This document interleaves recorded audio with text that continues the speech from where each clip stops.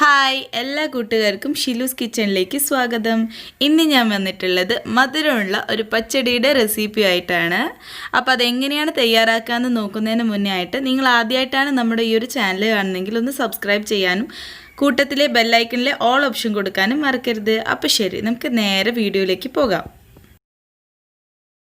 അപ്പം നമുക്ക് ഈ പച്ചടി ഉണ്ടാക്കാനായിട്ട് ഞാനൊരു കഷ്ണം പൈനാപ്പിൾ എടുത്ത് വെച്ചിട്ടുണ്ട്. അത് നന്നായിട്ട് തൊലിയൊക്കെ കളഞ്ഞ് അതിൻ്റെ നടുഭാഗമൊക്കെ കളഞ്ഞതിന് ശേഷം ഇതുപോലെ ചെറിയ പീസായിട്ട് കട്ട് ചെയ്തെടുത്തിട്ടുണ്ട്. അതുപോലെ എടുത്തിട്ടുള്ളത് ഒരു ആപ്പിളാണ്. നന്നായിട്ട് കഴുകി തൊലിയൊക്കെ കളഞ്ഞ് ചതുര കഷ്ണങ്ങളായിട്ട് മുറിച്ചെടുത്തിട്ടുള്ള ആപ്പിളാണിത്, ഒരു മീഡിയം സൈസ് ആപ്പിൾ. അപ്പോൾ ഇനി നമ്മളിതൊരു മൺചട്ടീൻ്റെ അകത്തേക്ക് പൈനാപ്പിളും ആപ്പിളും ചേർത്ത് ഒരു ഗ്ലാസ് വെള്ളത്തിൽ നമ്മളിതൊന്ന് കുക്ക് ചെയ്തെടുക്കണം. അപ്പോൾ ഒരു ഗ്ലാസ് വെള്ളം മതിയാവും ഇത് കുക്കായി വരാനായിട്ട്. അപ്പോൾ നല്ല പൈനാപ്പിളിനൊക്കെ അത്യാവശ്യം നല്ല വേവുണ്ട്. അപ്പോൾ ഇനി നമ്മൾ ആവശ്യത്തിനുള്ള ഉപ്പും കൂടി ചേർത്ത് കൊടുക്കുന്നുണ്ട്. അതുപോലെ 1/2 ടീസ്പൂണോളം മഞ്ഞൾപ്പൊടിയാണ് ഞാനിപ്പോൾ ചേർത്ത് കൊടുത്തിട്ടുള്ളത്. എന്നിട്ട് നന്നായിട്ടൊന്ന് മിക്സ് ചെയ്യുക. അപ്പോൾ മുളക് പൊടിയൊന്നും ഞാനിപ്പോൾ ഇതിനകത്തേക്ക് ആഡ് ചെയ്ത് കൊടുക്കുന്നില്ല. നമ്മളിത് പച്ചമുളക് ചേർത്തിട്ടാണ് ഞാനിത് ഉണ്ടാക്കാൻ പോണത്. അപ്പോൾ നമ്മൾ മധുരമുള്ള പച്ചടി ആയതുകൊണ്ട് കൂടുതൽ ചേരുക പച്ചമുളകായിരിക്കും. എരിവിന് വേണ്ടിയിട്ട് പച്ചമുളക് ഇടുന്നതായിരിക്കും കുറച്ചുകൂടി ബെസ്റ്റ്. ഇനി നമ്മൾ നന്നായിട്ടൊന്ന് അടച്ചു വെച്ച് കുക്ക് ചെയ്ത് എടുക്കുക.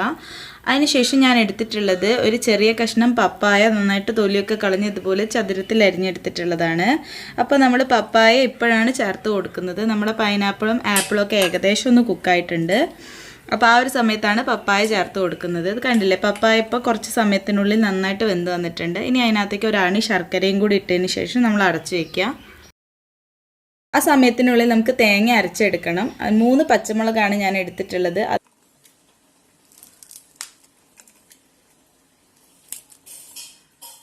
1 ടീസ്പൂൺ കടുക് എടുത്തിട്ടുണ്ട്.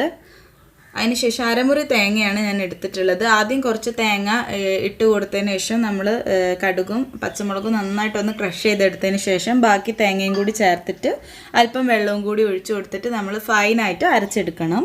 അപ്പോൾ അങ്ങനെ ചെയ്യുമ്പോൾ നല്ല പെർഫെക്റ്റ് ആയിട്ട് നമുക്കെല്ലാം നന്നായിട്ട് അരഞ്ഞ് കിട്ടും. നമ്മളെ ഫ്രൂട്ട്സൊക്കെ നന്നായിട്ട് കുക്കായി വന്നിട്ടുണ്ട്. അത്യാവശ്യം വെള്ളം മാത്രമേ ഇപ്പോൾ അതിനകത്തുള്ളൂ. അധികം വെള്ളം ഉണ്ടെങ്കിൽ അത് വറ്റിച്ചെടുത്തതിന് ശേഷം വേണം നിങ്ങൾ തേങ്ങ അരച്ചത് അതിനകത്തേക്ക് ആഡ് ചെയ്ത് കൊടുക്കാനായിട്ട്. ഇതിപ്പോൾ തേങ്ങ വേവാനും മാത്രമുള്ള വെള്ളം മാത്രമേ നമ്മൾ ഫ്രൂട്ട്സിനകത്തുള്ളൂ.